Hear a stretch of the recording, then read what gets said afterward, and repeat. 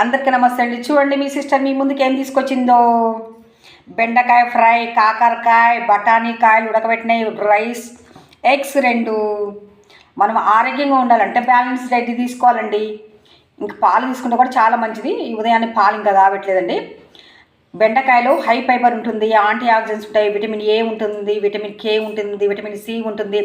కాబట్టి మన డైజెస్ట్ సిస్టాన్ని మెరుగుపరుస్తుంది, మన మెదడుని, గుండెని, లివర్ని ఆరోగ్యంగా ఉంచుతుంది, మన జుట్టు బాగా పెరుగుతుందండి, మన స్కిన్ని, మన చర్మాన్ని సౌందర్యవంతంగా ఉంచుతుంది. కార్బోహైడ్రేట్స్ అంటే పిండి పదార్థాలు అధికంగా ఉన్నటువంటి రైస్ అండి. రైస్ తక్కువగా తీసుకోవాలి. మరీ కార్బోహైడ్రేట్స్ పిండి పదార్థాలు లేకుండా తీసుకుంటే కూడా మనం ఆరోగ్యంగా ఉండమండి. లిమిట్గా తీసుకోవాలి. రైస్ మాత్రం 150 నుండి 200 గ్రామ్స్ తీసుకుంటే సరిపోతుంది. ఉడికిన రైస్, బియ్యం కాదండి, ఉడికిన రైస్ తీసుకోవాలి. ఎగ్స్ వచ్చేది, ఎగ్స్లో చాలా హై ఫైబరు, హై ప్రోటీన్ ఉంటుందండి. హై ప్రోటీన్ అధికంగా ఉంటుంది కాబట్టి రోజు 2 ఎగ్స్ తీసుకోండి. కేవలం వైట్ ఎగ్లో ప్రోటీన్ మాత్రం ఉంటుంది మాంసకృతిలో. అదే ఎల్లో ఎగ్లోనైతేనే విటమిన్ బి కాంప్లెక్స్ కంప్లీట్గా ఉంటుంది. బెరీ నయాసిన్ రక్తహీనత రాకుండా కాపాడుతుంది, పెళ్ళెగ్రా రాకుండా కాపాడుతుంది. కాకరకాయలో కూడా హై ఫైబర్ ఉంటుంది, మనకి చాలా ఆరోగ్య ప్రయోజనం కలిగిస్తుంది. విటమిన్ సి, కే ఎక్కువగా ఉంటుంది.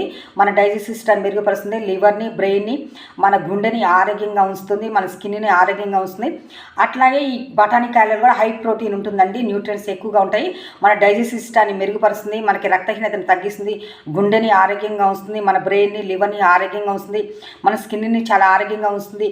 మన బ్రెయిన్లో ఎక్కడైతే సెల్లు డ్యామేజ్ అవుతుందో, లేదంటే మన కండరాలు బలహీన పడతామో, అవి మంచి ఆరోగ్యంగా ఉంచి మంచి భోజనాలు తీసుకుంటే మనం చాలా ఆరోగ్యంగా ఉంటాము. అట్లాగే బ్లడ్ షుగర్ని కంట్రోల్ చేస్తుంది, లో క్యాలరీస్ ఉంటాయి కాబట్టి ఈ కాకరకాయ కర్రీలో, బెండకాయలో. అట్లాగే బీపీని కంట్రోల్ చేస్తుంది, మనం ఆరోగ్యంగా ఉండేలాగా మనల్ని కాపాడుతుంది. నా ఛానల్ చూసి మీకు నచ్చినట్లయితే లైక్ చేసి సబ్స్క్రైబ్ చేయండి ప్లీజ్. Thank you.